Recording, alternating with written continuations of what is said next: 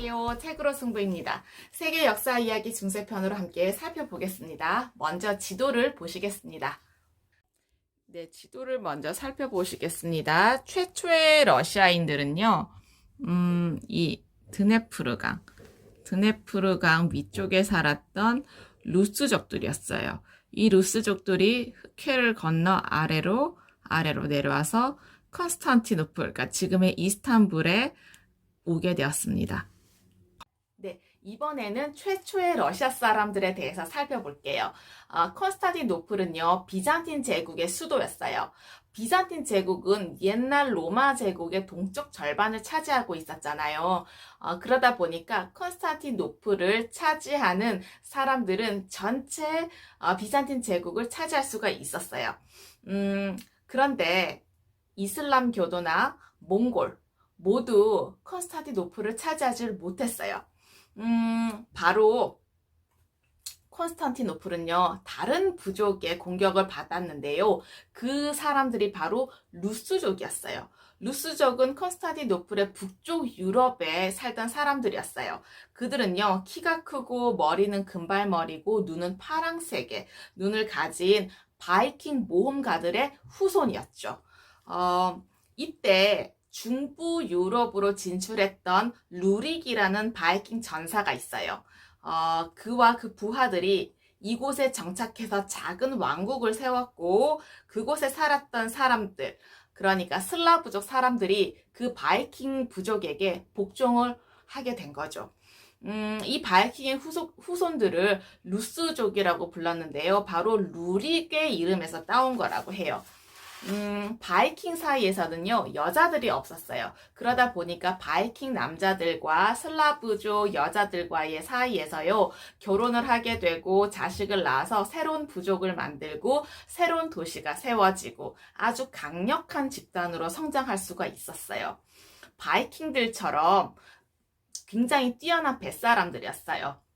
그래서 루스족 사람들은요, 자주 배를 타고 흑해를 건너서 콘스탄티노플로 갔었어요. 왜냐하면 장사를 하기 위해서였어요. 이 루스족 사람들은요, 바다코끼리의 어금니, 벌꿀, 그다음에 견과류, 그다음에 다른 나라와의 전쟁에서 잡은 포로들을 갖다 팔았어요.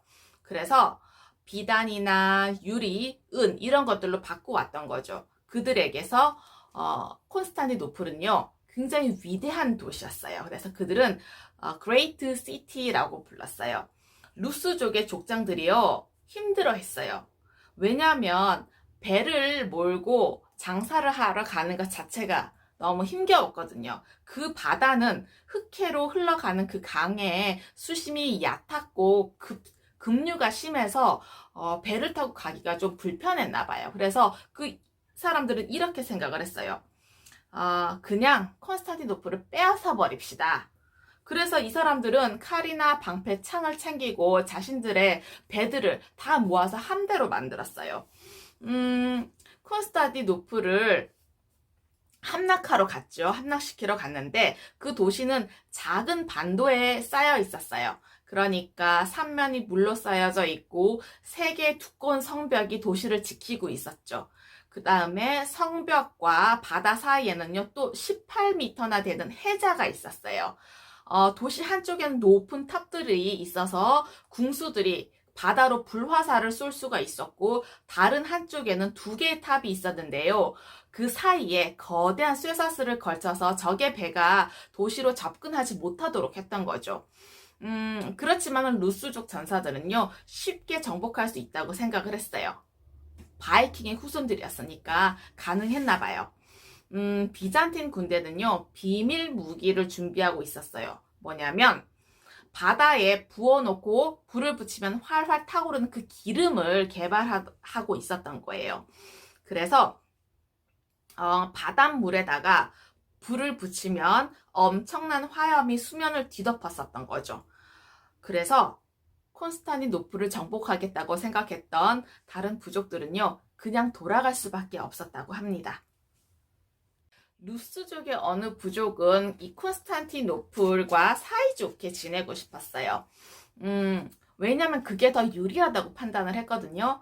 이름이 블라디미르인 왕자였어요. 이 블라디미르는요, 비잔틴 황제에게 선물을 보냈는데요. 그 선물이 무엇이었냐면 6천 명의 용맹한 전사들을 보냈어요. 뜻밖의 새로운 군대를 얻은 비잔틴 황제는 어땠을까요? 무척 기뻐했어요. 그 전사들을 자신의 호위대로 썼어요. 그때부터 루스족 병사들의 부대는요, 비잔틴 황제를 경호했어요. 바랑인 호위대라고 불렸는데 얼마 가지 않아서 그 비잔틴 제국의 그 전사들을 모르는 리가 없었던 거죠. 황제는 너무 기쁘고 너무 고맙고 그래서 콘스탄티노플에 장사를 하러 오는 그 루스족 사람들에게 무료로 음식도 주고 잠잘 곳도 주고 목욕탕도 제공을 했다고 합니다. 나중에 그 블라디미르는요, 비잔틴의 한 공주와 결혼을 하고 또 동방정교회의 신자로 세례까지 받았어요. 그의 백성들, 그러니까 블라디미르의 백성들, 이 사람들은 루스족의 사람들이잖아요. 이 백성들도 그 뒤를 따라서 동방정교회의 교도가 되었습니다. 그리고 루스족의 나라는 곧 러시아라는 이름으로 불렸습니다. 네, 러시아는 처음부터 단일한 하나의 강력한 국가가 아니었어요. 여러 명의 군주들이요, 여러 부족들을 모아서 만든 여러 작은 나라들을 제각기 세력을 확대해 나가면서 늘 싸웠어요. 키예프국의 군주인 블라디미르는요, 모스크바를 비롯한 다른 강력한 소국들과 자주 전쟁을 해야 했어요. 그래서 숱한 전쟁을 치른 뒤에야 단일한 국가의 모습이 되었던 거죠.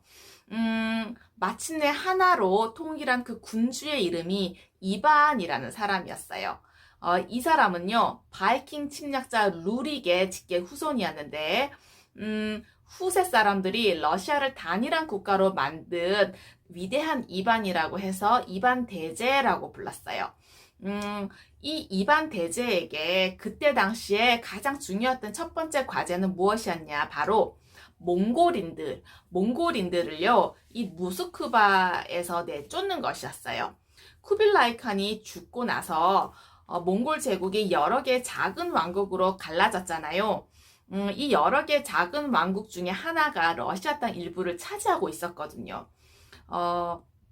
그 왕국의 칸이 이반 대제에게 조공을 바쳐라 이렇게 얘기를 했던 거죠. 그런데 그 요구를 어떻게 수용할 수 있었을까요? 거절했겠죠. 그래서 몽골의 칸이 사신을 보내서 이렇게 얘기했대요. 조공을 바치지 않으면 당장 쳐들어간다. 그랬더니 이반이 마음대로 해라 이렇게 얘기를 한 거죠. 그래서 이반이 군대를 모아서 싸울 채비를 하고 들어왔는데요. 칸이 군대를 돌려서 그냥 돌아가 버렸대요. 왜냐하면 러시아 군대를 이길 자신이 없었던 거거든요. 그래서 군대를 이끌고 들이닥치면 이반이 지레 겁을 먹고 돈을 줄 거라고 생각을 했는데 잘못된 생각이었어요. 이반의 군대는요, 몽골의 군대보다 훨씬 더 강력하다는 것이 바로 증명이 되었어요.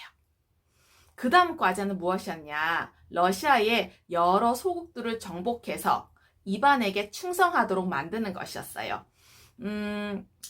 키예프국을 비롯한 큰 소국들을 점령해서 그 군주들을 물러나게 한 다음에 그에게 충성을 바칠 인물을 지방간으로 심어두는 거예요. 그래서 모스크바를 통일된 러시아의 수도로 삼았던 거죠. 모스크바 한가운데는요, 크렘린이라는 오래된 요새가 있는데 이 이반 대제는요, 크렘린 주변에 튼튼한 벽을 쌓고 유명한 건축가를 시켜가지고 그 안에다가 아름다운 교회를 여러 채 지었어요. 크렘린 안에는 궁궐에서 나라를 다스리는 업무를 보았고 지금도 모스크바는 러시아의 수도이고 크렘린은 여전히 정부의 업무를 맡아보는 장소로 쓰입니다. 이반 대제는 이렇게 러시아의 위대한 국왕이었어요. 최초의 통일된 나라를 다스린 거잖아요. 그런데 그의 손자는 폭군이었어요. 그래서 폭군 이반이라는 손자의 얘기를 해드릴게요. 폭군 이반이라는 사람은요, 모스크바 사람들은 그 도시를 제3의 로마라고 불렀대요. 왜냐하면 로마 제국과 콘스탄티노플 이후에 전 세계에서 가장 성대하고 중요한 도시라는 뜻에서 폭군 이반이 이렇게 시킨 거죠.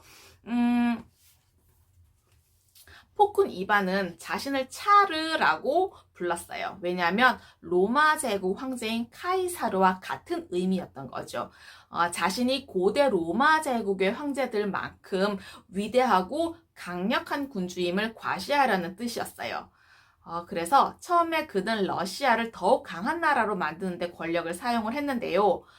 아내가 죽어버린 거예요. 아내가 죽고 나서 갑자기 정신이 이상해지고 머리털과 수염이 빠지더니만은 충원, 그러니까 충직한 말을 하는 신하들을 죽여버리고 특별 비밀 경찰을 만들어서 죄 없는 사람들을 모조리 잡아왔어요. 정말 특별 비밀 경찰들은 못된 자들이었어요. 왜냐하면 죄 없는 사람을 죽이고 집과 땅을 빼앗고 창고에서 재물을 약탈하고 반항하는 사람들은요, 그의 집을 다 불태워버렸다고 해요. 그래서 결국에는요, 이반이 마을 사람, 그러니까 배반자가 숨어있는 그 마을 사람들을 전부 죽이라고 명령을 내렸더니 동방정교회의 대주교가 그 잔악한 행위를 꾸짖었어요. 그랬더니 이반은 그 성당을 약탈을 하고 대주교의 옷을 벗겨서 눈보라치는 벌판으로 내쫓았다고 합니다.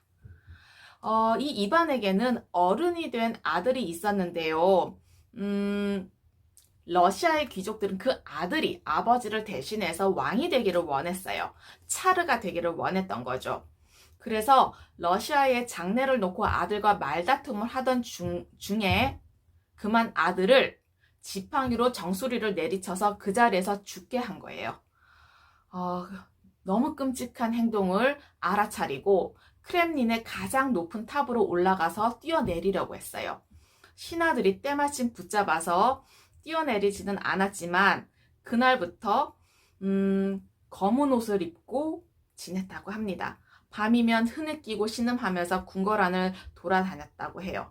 어느 날 밤에 하늘에 나타난 혜성을 보고 내가 죽을 때가 되었구나 라고 말을 했어요.